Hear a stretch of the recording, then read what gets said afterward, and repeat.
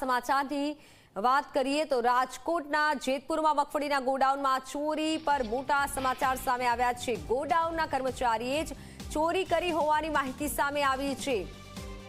મગફળીની ચોરી કરનાર આરોપીઓ પકડાઈ ગયા। 4 શખ્સોને પોલીસે રાઉન્ડ અપ કર્યાની માહિતી હાલ સામે આવી છે। ડોગ સ્કોડ સહિતની ટીમે ઘટનાસ્થળે પહોંચી તપાસ શરૂ કરી છે। મહત્વનું છે કે રાજકોટ જિલ્લાના જેતપુર તાલુકાના જેતલસર ગામ પાસે મગફળીના ગોડાઉનમાંથી 1212 ગુણી મગફળીની ચોરી થયાનું સામે આવતા ખળભળાટ મચી ગયો।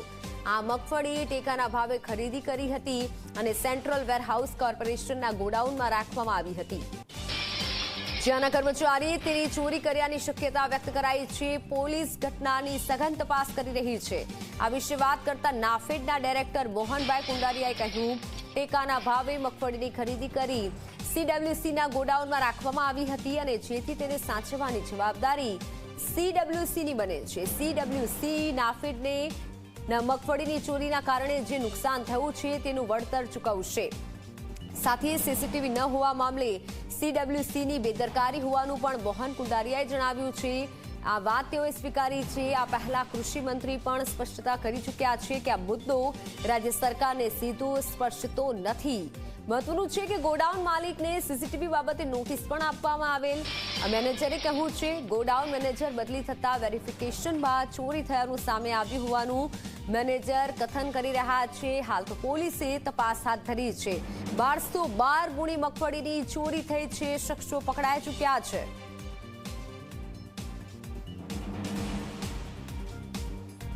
આ ટોટલ જણસીની જવાબદારી સીડબ્લ્યુસીની હોય છે।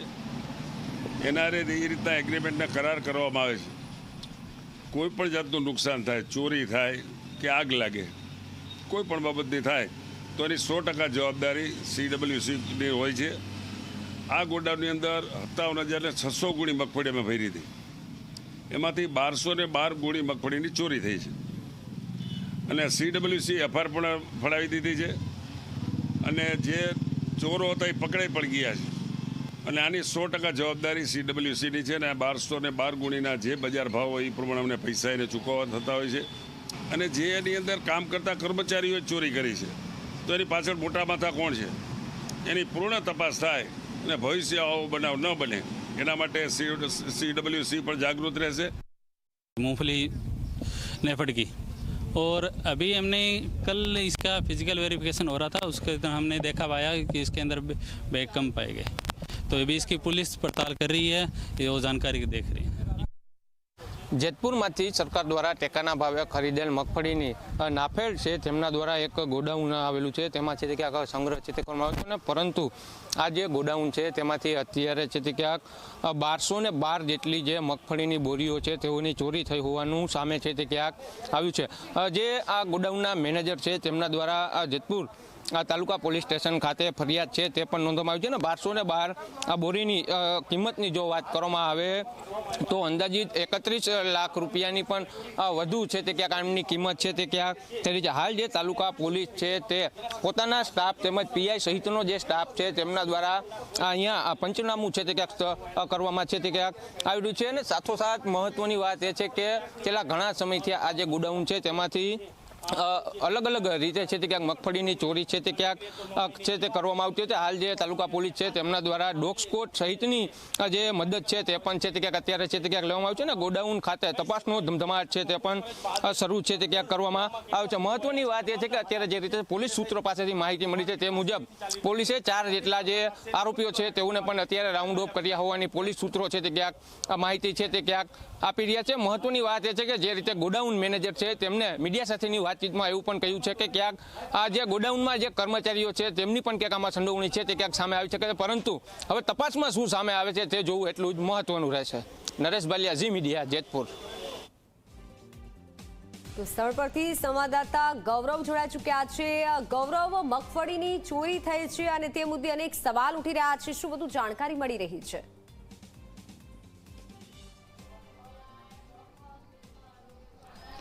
ચોક્કસ જ નાફેડ દ્વારા જ્યારે પણ મગફળીની ખરીદી છે તે કરવામાં આવતી હોય છે ને પછી CWCના જે ગોડાઉન હોય છે તેની અંદર તે મગફળીનો સંગ્રહ છે તે કરવામાં આવતો હોય છે.